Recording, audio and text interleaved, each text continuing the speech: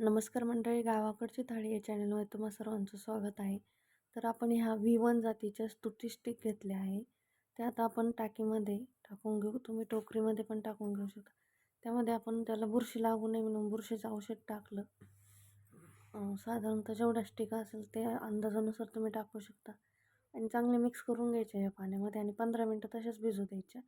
नंतर काय करायचं, आपली सारा असतो ना किंवा सरी, त्यावर आहे ना 3x3चा अंतरावर आहे ना या स्टिक लावून द्यायच्या. ते पण लावताना ना त्याचा कोंब आहे ना असा वरती राहिला पाहिजे. कोंब खाली गेला तर स्टिक येण्याची शक्यता नसते, म्हणजे स्टिक येतच नाही शक्यतो. हे बघा, अशा पद्धतीने सगळ्या स्टिकमध्ये अंतर आहे 3x3चे, मधलं पण आणि आडवं पण उभं पण दोन्ही पण अंतर 3x3चं ठेवलं आहे. बघू शकता तुम्ही.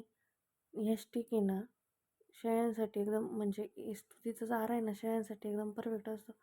एक फायनल रिझल्ट बघू शकता तुम्ही. 4-5 दिवस झालेले आहे लावून आणि त्याचे असे कोंब आहे ना थोडे थोडे वरती यायला लागले. तर 2-3 महिन्यात हा चारा खाण्यासाठी तयार होतो.